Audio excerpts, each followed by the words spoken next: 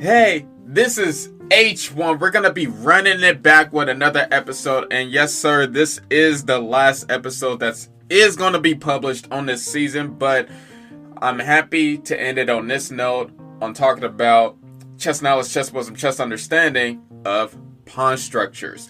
Everybody needs to know their pawn structures. If you don't know anything about pawn structures, this will be the best beginner course you will have on pawn structures, and then you can just take it from here, okay, after you listen to this whole episode.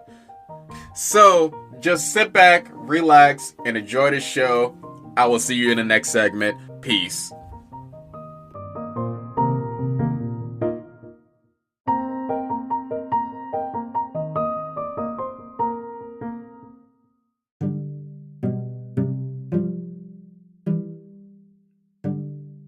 So, before we talk about pawn structures, let's talk about what are pawn structures. Let's just go straight from the beginning of what pawn structures are, in which pawn structures is a configuration of pawns on a chessboard. And I know what you might be thinking, what Wikipedia description did you just give us? Like, what did you do?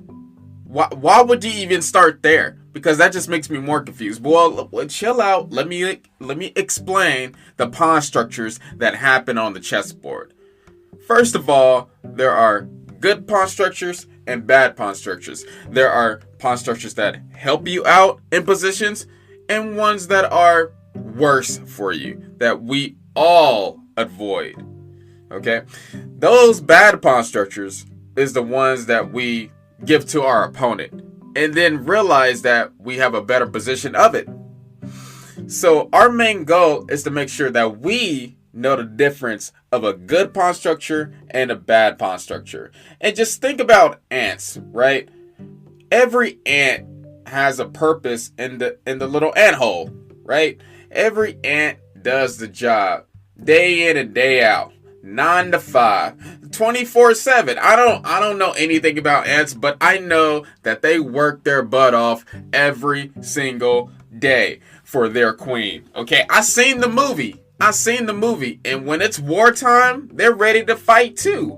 And so here's the thing: just like how ants aren't important, pawns are just important on a chessboard.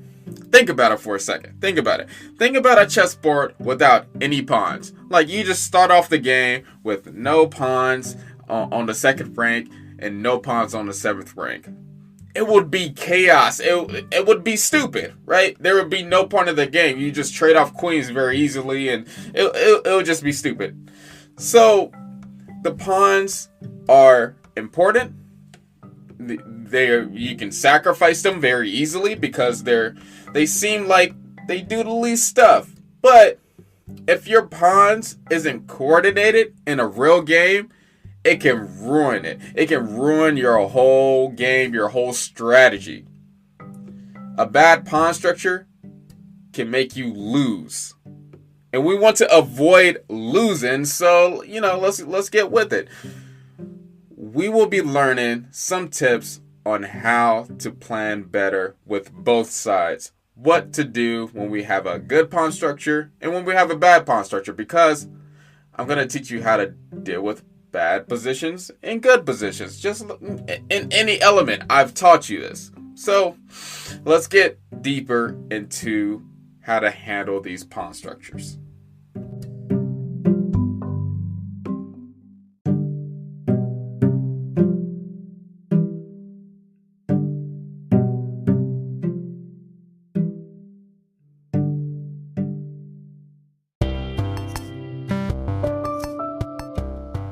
Hey, this is Chess Knowledge with H1, and the sponsor of today is Anchor.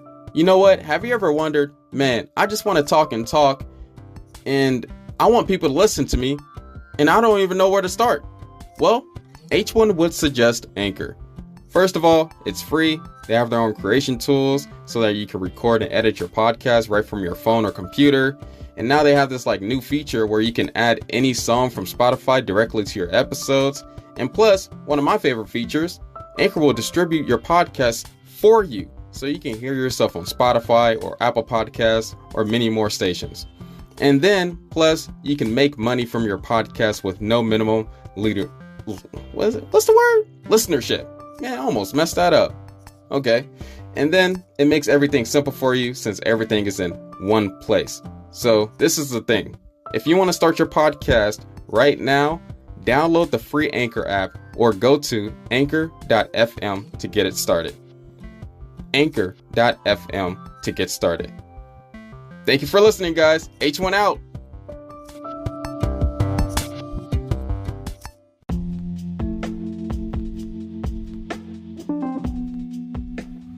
Now, let's get the idea of why pawn structures are important.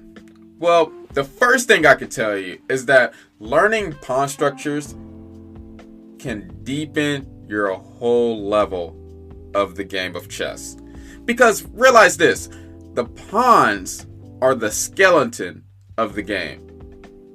And sometimes, just by looking at the pawn structure, you can determine who was winning and who was not.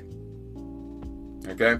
Now, one thing that I remember is that this wasn't like the first time I came in contact with this concept of learning about pawn structures in middle school, right?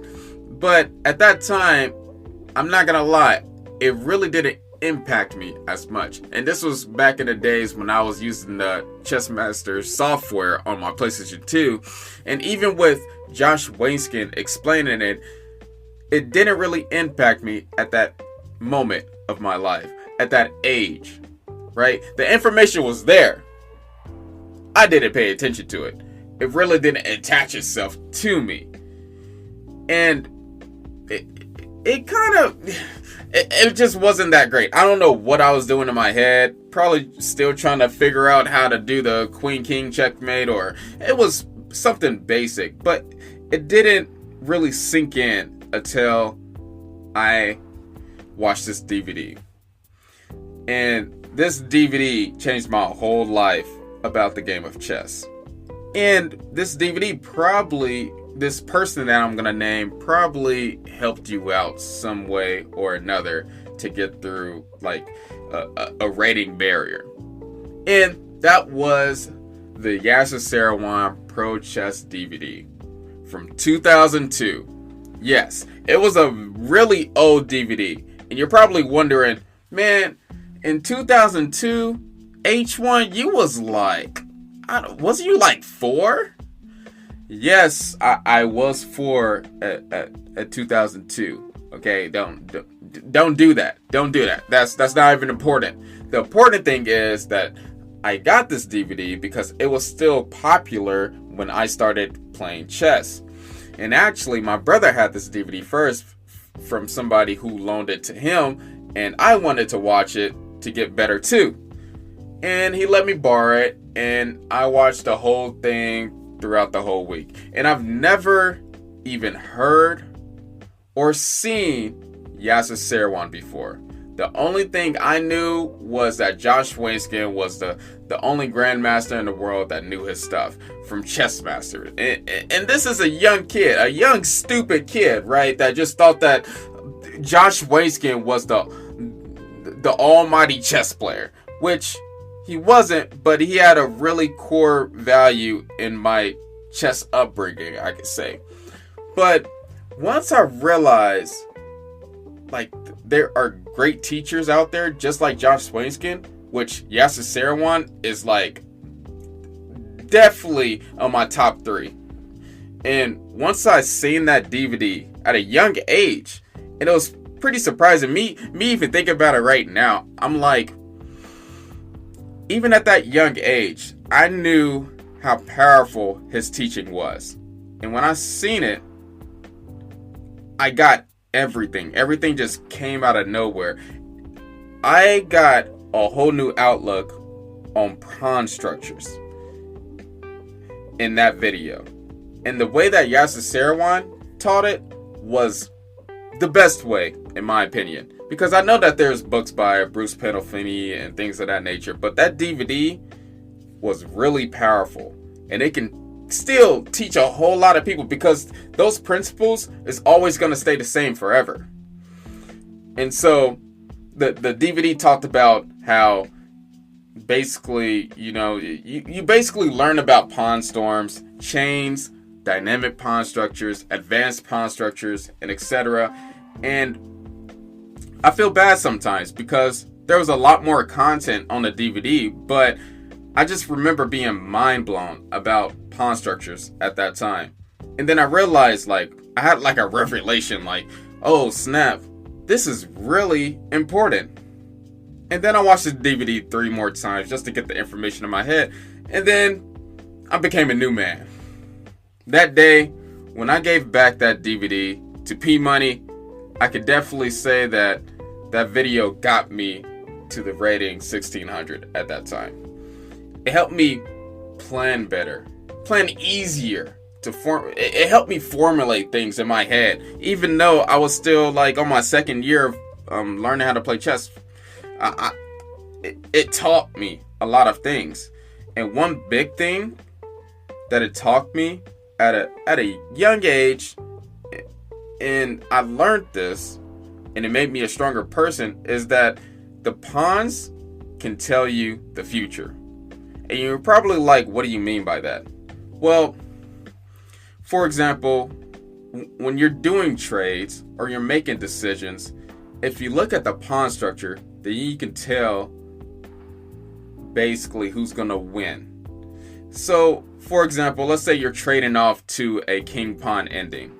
Usually at king-pawn endings, you can calculate from there who's going to win the chess game. Because king-pawn endings it's very cutthroat.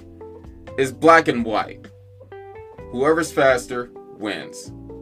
Knowing your pawn structures, knowing that the one with the protected passed pawn is going to win that end game is really important. And it helps you with your decision-making skills. And it makes it go way quicker. Way faster than a normal novice player. So, knowing the future comes with knowing pawn structures. And that's why it's important for you to know these different types of pawn structures that can hurt you and make you better. And especially, you don't want to trade pieces when you have a horrible pawn structure if you're not going to win in the end game. And you can see that.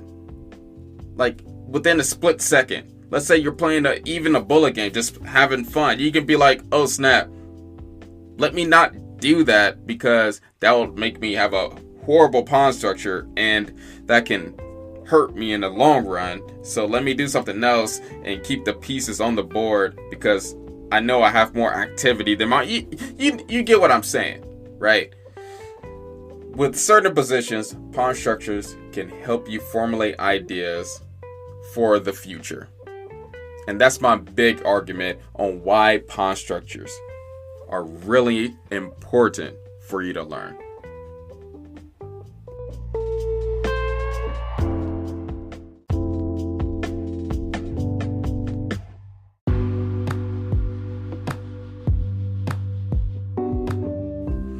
How to use pawn structures to your advantage.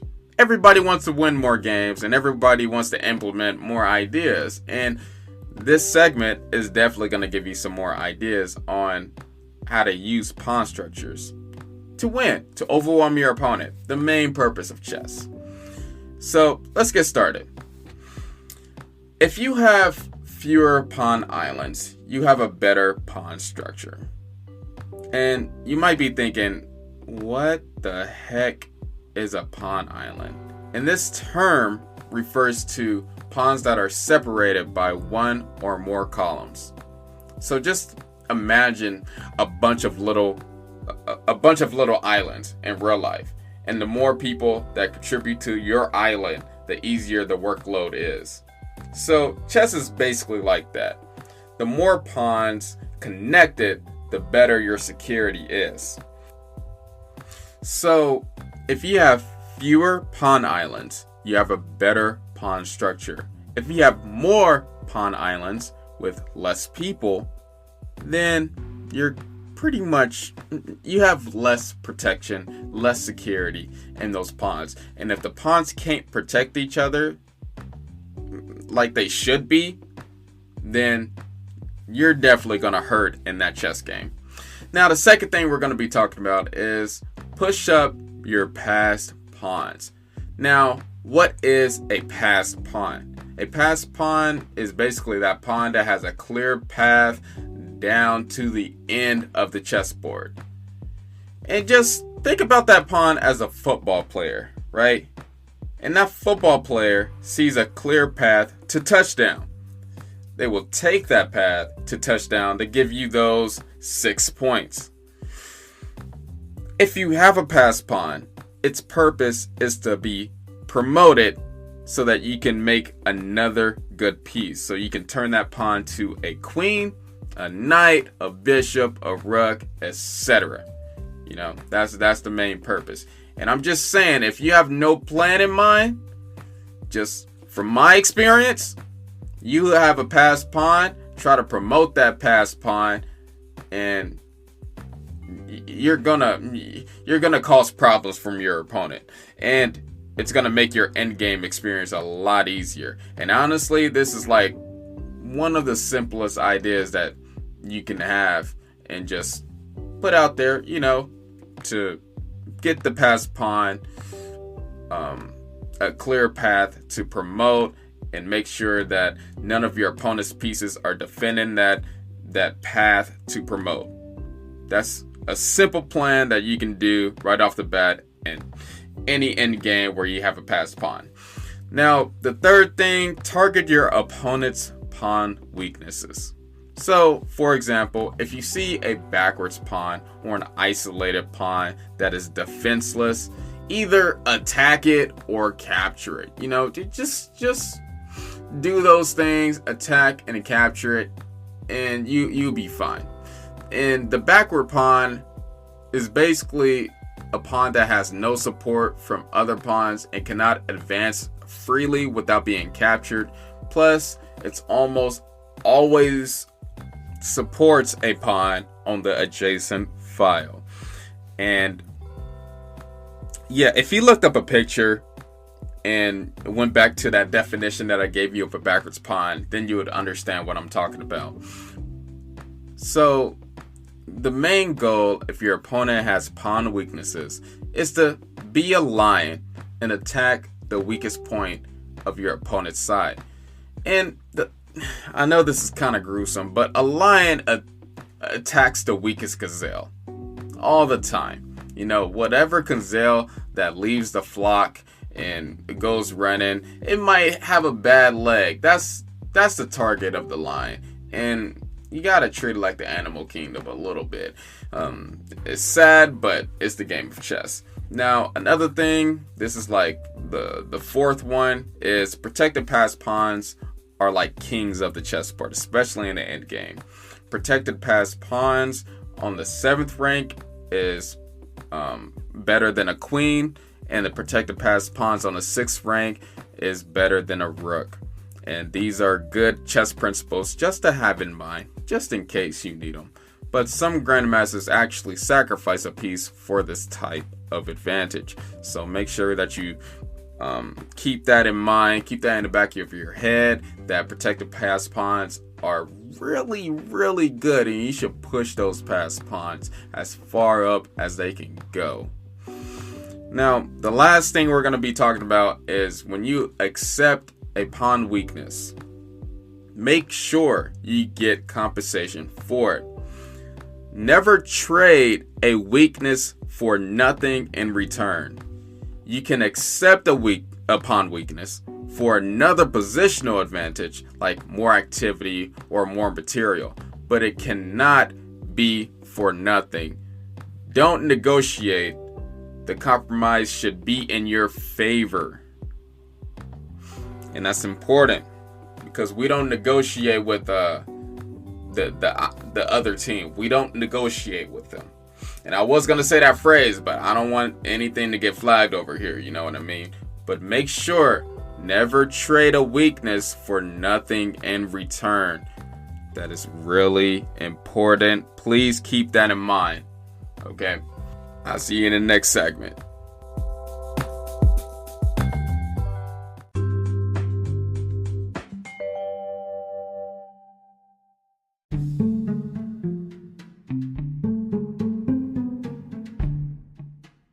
Now, let's talk about how to deal with pawn structure weaknesses. And this can be a hard thing to deal with because everybody hates bad positions and playing bad positions. But sometimes we have to, and we didn't really notice that we was getting ourselves into one because we're human and we're not perfect. And you're going to get into a lot of bad positions in your chess career. And the only thing that, and one of the big things that separate a really good player from a player that's like a novice player that kind of has, that kind of knows what he's doing but really don't, is really good players, top grandmasters, know how to finesse bad positions. They know how to do it. They know how to like work their way out of it. And that's why I'm going to teach you this. Because I need you to understand how to work your way out of a bad pawn structure weakness. So first things first, trade off your weaknesses for compensation. And I know this kind of gets on like the last principle that I talked about in the last segment, but yeah, it goes hand in hand. So if you have an isolated double pawn, right, then trade them in a manner which gives you either like more activity or something else like an attack on your opponent's king. If you can find ways to sacrifice your bad pawn structure for something else, that would be really appreciative. And your pieces will come to life. I promise you they will. And those opportunities, when those opportunities come, you need to take them immediately. And that's why it's really good to be looking at all of your forcing moves. Second thing, doubled pawns are weaknesses, but they can be a strength to rooks for half open files or open files. So here's the thing, chess is never simple. So principles like this don't get told to a lot of people, but usually double pawns are bad in some positions. But double pawns can be really good because they give more activity to your pieces, like your rooks. So keep that in mind. You can always use your weaknesses to an advantage. But if you trade those rooks off, then those pawns are really just going to be weaknesses in the endgame. And that's why it's better to not trade and to keep the pieces on, especially if you have permanent weaknesses. Now, another thing, which is the last thing, if you're down a pawn, do not give up. A draw is still an option. Or a win. You never know. Nobody should be just giving up a position if you're under 2,600. Because anything can happen to any player. And if there's still a draw option in there, then you shouldn't be giving that up at all. Like, for example, this is why it's important to practice drawn rook endgames or all drawn endgames to make sure you can defend losing positions, because there are some endgame positions where you can draw with your opponent up a pawn. So those are things that you should be analyzing on like chess software like chess.com or leadchess.org so that you can defend those positions. And you can do it for free on those websites. So get you a good rook endgame book, because usually rook endgames are more prevalent, but you know, you can practice them by yourself. You're like a couple YouTube videos away from knowing about all rook endgames and all drawn endgames and how to defend them. So I would just look that up. Even grandmasters turn disastrous positions into draws sometimes because everybody don't be thinking about the draw option, or if their king have enough spaces to go, that's not putting them into check. Nobody thinks about stalemate until the last move, to the last position. I would just keep on playing, because you never know. And if you don't know what Desperado is, then I would learn that so that you can have a chance to confuse the position to get a win that you probably shouldn't have got. So that is pretty much my advice for winning with certain pawn weaknesses, and how to just stay in the position and to never give up.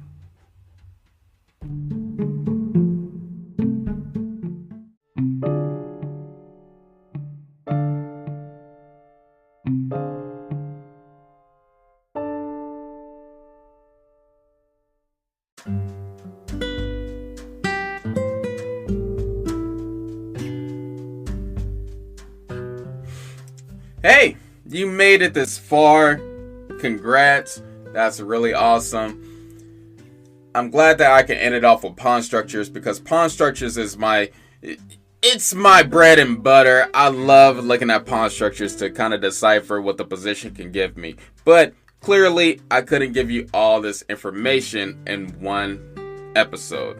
So, if you want to learn more about pawn structures, learn these next. Learn about, first of all, dynamic pawn structures. Secondly, learn about hanging pawn structures. Learn about advice for both sides. Learn about isolated D pawn positions, ideas for both sides. Learn about static pawn structures.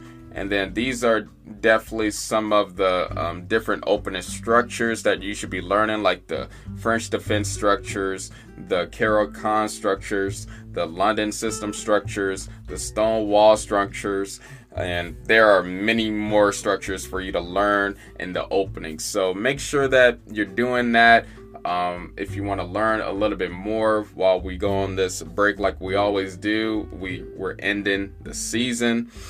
I am sad that we're ending the season right here, but it gives me a lot more time to formulate more ideas, and especially follow the World Chess Championship too, and to just give me a little breather with life and things of that nature. So thank you for being with me during this podcast, during these episodes. I really appreciate it.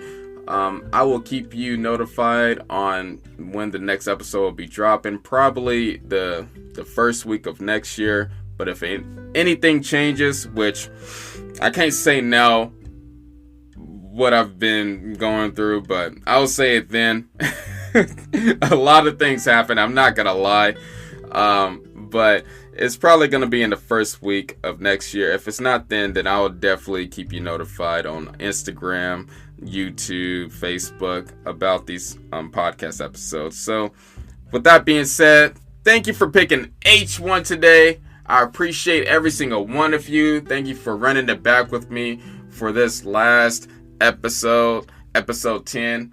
And don't worry, if I want to come back, I'll come back with some more chess news, something. I'll come back with something else. You never know. Don't be all the way sad. We're good. We're Gucci. Okay? But yep, I appreciate every single one of you, and peace. Peace. Peace.